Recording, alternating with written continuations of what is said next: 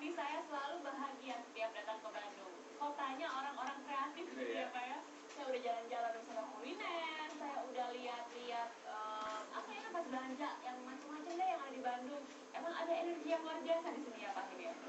Memang dari dulu sudah terkenal ya, banyak pelaku bisnis kreatif yang tinggal dan berkarya di Bandung dan betah lagi. Betah ya. Ya. Apa saja segi yang dimasukin oleh bisnis kreatif ini? Hampir semua ya, dari musik, kemudian kuliner juga. Kalau kita lihat kan begitu banyak kreatif kuliner ya. Kemudian ada juga di bidang keseniannya sendiri gitu ya, di bidang fashion. Ya. Nah ini semua menjadi motor dari ekonomi Bandung itu sendiri. Sebenarnya itu juga poin yang membuat Sumarekon naksir Bandung. Itu kan awalnya, lalu sampai akhirnya bisa mengembangkan sebuah kawasan di Sumarekon Bandung ini. Seperti apa sih Pak? Begini sebetulnya awal ceritanya. Di tahun 1994, pemerintah Kota Bandung sudah menetapkan Gede Bage sebagai pusat pelayanan kota. Sehingga wajar kalau semua infrastruktur, semua fasilitas umum, ya, fasilitas pemerintahan itu diarahkan semua ke Gede Bage. Ya. Jadi nanti Mel bisa lihat sendiri ada pintu tol ya di kilometer 149. Kemudian akan ada stasiun terpadu, ada juga fasilitas lain seperti monorel.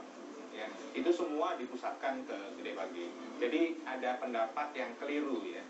Gede Bage itu bagus sesudah Sumarekon memilih Gede Bage.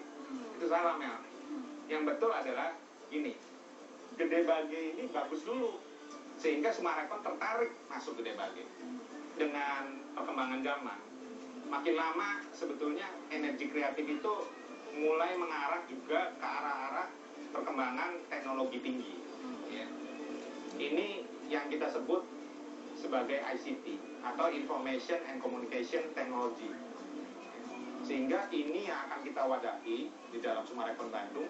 Dan kita akan membentuk satu kawasan yang namanya Sumarekon Technopolis di dalam Sumarekon Bandung. Yang dimana di sana kita akan kembangkan fitur-fitur bisa mengakomodasi dan turut mendukung semua mengenai bisnis ICT tadi. Masih banyak hal menarik yang ingin saya gali dari Pak Hindarko. Untuk itu ikuti terus Wonderful Living. Lokasi kami yang strategis ini adalah bisa dicapai baik dari jalan tol maupun dari jalan biasa. Kalau bilang jalan biasa itu pasti paling mudah dan paling cepat lewat jalan Soekarno-Hatta. Ya. Tapi kondisi itu sebentar lagi akan berubah. Kenapa? Karena kita punya satu jalan lagi yang sangat mudah dicapai, yaitu pintu tol kilometer 149 dari tol Padalenyi. Jadi begitu kita keluar dari pintu tol KM 149 itu Mel, kita sudah langsung berada di dalam wilayah Sumarekon Bandung. Oke. Ya. Jadi pintu tol KM 149 ini juga sedang groundbreaking sekarang. Dengan adanya pintu tol KM 149 ini, Sumarekon Bandung semakin terhubung dan otomatis menjadi bagian dari sistem tol yang lain. Terutamanya adalah tol Padalenyi yang lewat di sisi selatan akan dihubungkan dengan Bandung Intra Urban Toll Road atau sering disingkat sebagai BUTR. Ya. Ini adalah jalan tol dalam kota Bandung. Artinya bahwa Sumarekon Bandung adalah titik pertemuan yang sangat strategis dan penting dari jalan tol dalam kota atau inner ring road dengan jalan tol luar kota atau outer ring road. Sumarekon Bandung ini diarahkan dan direncanakan menjadi pusat baru kota, bukan pusat kota baru. Jangan terbalik ya Mel, karena pengertiannya bisa lain. Artinya begini, kalau pusat baru kota, kota Bandung dibuatkan pusatnya yang baru, yaitu di Gede Bage. Kenapa? Karena pusat yang lamanya sudah overload.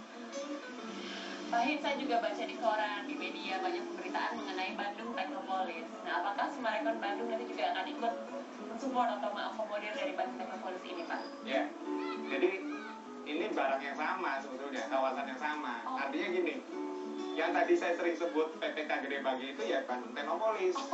Gitu. Kenapa sekarang jadi Bandung Technopolis? Ini sebetulnya branding baru dari Pak Wali Kota Bandung untuk menyebutkan PPK Gede Bage.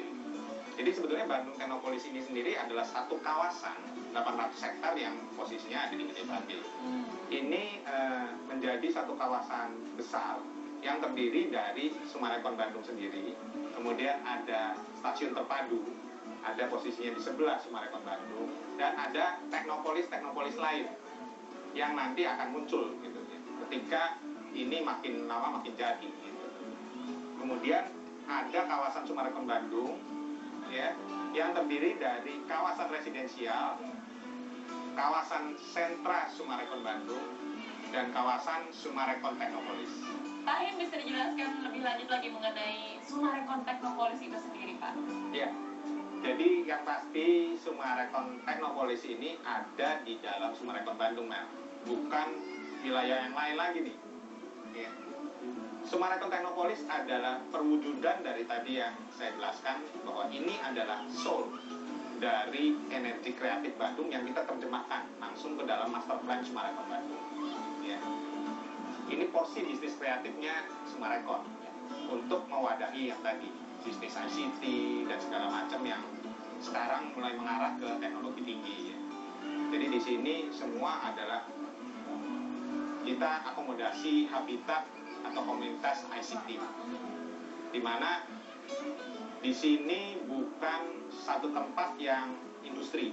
Jadi jangan khawatir ini jadi kawasan industri, karena semua think tank-nya ditaruh di sini. Jadi R&D, kegiatan research and development-nya ditaruh di Summarecon Technopolis, bukan produksi hardware-nya. Bukan industrinya ya? Iya, bukan industrinya. Okay. Ya, jadi posisi Summarecon Technopolis ini sendiri nanti dekat atau bersebelahan dengan Summarecon Mall Bandung. Berdekatan juga dengan komplek perkantoran kita. Ya, jadi bisa dibayangkan betapa enaknya bisa dekat gitu loh, satu sama lain. Dan di sini juga kita bangun komunitasnya sehingga para startup atau para pebisnis, pelaku bisnis kreatif ini bisa bertemu dengan perusahaan-perusahaan lain yang bisa saling mendukung, seperti venture capital, ya, kemudian legal firm misalnya. Intinya kita semua dukung, semua usaha kita dukung untuk terbentuknya, untuk jadinya Summarecon Technopolis. Dan kita sangat berharap, ini kedepannya ya Mel ya, kita berharap mudah-mudahan superkomputer dunia yang baru bisa lahir di Summarecon Bandung lewat tangan-tangan orang-orang Indonesia, orang-orang yang bekerja di Summarecon Bandung, dan jadi Silicon Valley-nya Summarecon Bandung. Pak, makasih ya, hari ini banyak sekali saya dapat informasi baru dari Pak Him. Tapi enaknya kita lanjut ngobrol lagi nih Pak, masih banyak yang mau saya tanyain. Ayo kita lanjut ngobrol lagi. Di mana Pak enaknya? Di site marketing office. Oke, siap ya.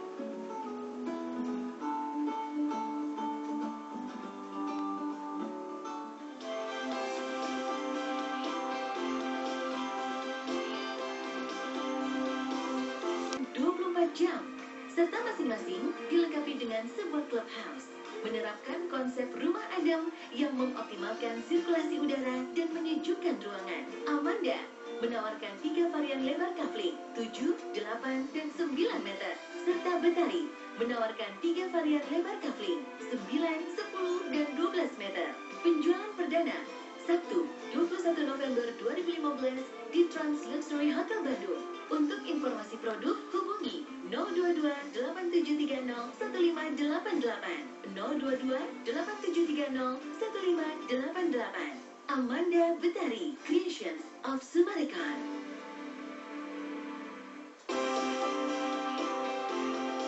Juga ada konsep Bandung Great Street namanya. Bandung Great Street itu apa lagi Pak?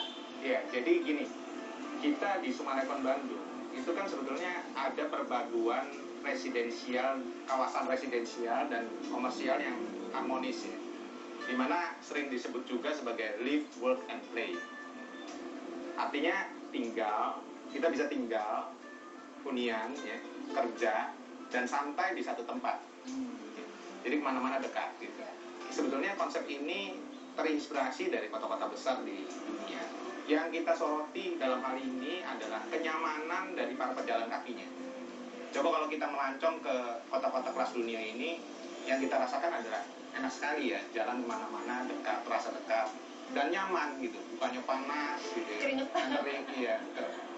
Nah, kita di sini membuat satu konsep yang namanya Bandung Drift Street ini adalah satu pedestrian yang lebarnya kira-kira 30 meter lebih, di mana di sini kendaraan bermotor itu sangat terbatas, hanya berupa transportasi massal seperti tram ya, atau BRT, sistem BRT, yaitu Bus Rapid Transit yang akan kita kembangkan sendiri di dalam kawasan internal kita. Ya. Di sini Mel bisa jalan-jalan sambil lihat kiri kanan, karena kiri kanannya itu ada kafe ya, ada ya tempat kita ngopi, bisa makan-makan atau sekedar chit-chat aja. Gitu, ya. Kemudian di sini juga kita bersepeda juga bisa. Tentu pohon-pohon rindang di mana-mana gitu. Nah, sekarang saya ingin tahu mengenai area perkantorannya nih, Pak. Ya. Kapan akan segera dibangun? Ya, pertanyaan bagus, Mel. Jadi kita dalam waktu sesegera mungkin kita juga akan bangun Plaza Sumarekon Bandung. Nantinya di Plaza Sumarekon Bandung akan kita buat kantor manajemen office kita ya, untuk operasional Sumarekon Bandung tentu, dan marketing gallery kita. Ini suasananya akan berbeda dari tower-tower kantor yang ada di Bandung atau di tempat lain di Indonesia. Dalam 2-3 tahun ke depan, bersamaan dengan rumah-rumah nanti bisa siap dihuni, kantor-kantor ini pun juga akan beroperasi. Artinya sudah akan selesai juga. Jadi jangan khawatir, para penghuni, para pembeli, para customer kita begitu pindah ke Sumarekon Bandung akan ditemani dengan kegiatan komersialnya juga. Oh iya, Pak Him, tadi kan Bapak janji katanya mau memperkenalkan saya sama Pak Ivan. Kita kasihkan ngobrol kan? Iya, tuh kan? Iya. Ayo. Ini Pak Ivan, Melani. Apa kabar, Pak? Saya Melani. Saya tinggal ya, saya pamit dulu. Baik, makasih ya, Pak. Makasih, Pak Ivan. Pak Ivan, senang sekali hari ini akhirnya ketemu sama Pak Ivan. Sama-sama, Mel. Wah, kalau mengenai Sumarekon Bandung ini, saya penasaran sama produk apa yang akan segera diluncurkan untuk perdana ini, Pak. Oke, jadi gini, Mel. Untuk penjualan perdana kita ini, kita akan segera meluncurkan 2 klaster sekaligus. Itu kami sebutkan dengan Amanda, itu yang ada di posisi ini. Oke. Klaster Amanda yang pertama, kemudian klaster Betari. Amanda dan Betari. Iya. Jadi 2 sekaligus ya? 2 sekaligus. Oke. Lalu yang membedakan antara klaster Amanda dan klaster Betari ini apa, Pak? Klaster Amanda, dari segi ukuran, kami memulai untuk coveringnya itu lebar 7 sampai 9, dengan kedalaman tanahnya itu 16 meter. Kemudian kalau untuk Betari, kami mulai dengan lebar 9 sampai 12, dengan kedalaman tanahnya 18. Jadi ada beda panjang. Ya. Kemudian dari segi arsitekturnya juga tapak muka dari Amanda dan Betari sendiri berbeda. Lalu saya langsung to the point lagi nih, rencana launchingnya kapan, Pak? Oke. Ya, sabar soalnya. Iya ya. Rencana launching kita akan mulai penjualan kita pada tanggal 21 November nanti. 21 Ya, November. 21 November di Bandung. Gitu. Dan untuk mendukung penjualan itu, kami segera akan melakukan pameran. Pameran itu kami lakukan di 2 tempat, yaitu di Istana Plaza dan Trans Studio Mall, dan bertempat di main atriumnya. Jadi ada dasar. Jadi gampang ya kalau Jadi gampang banget carinya. Drop off bisa langsung ketemu. Oke. Gitu ya. Nah, pameran itu kami adakan mulai tanggal 9 nanti sampai tanggal 22 November. Gitu. Lalu tata caranya seperti apa? Apakah ada persyaratan khusus untuk bisa membeli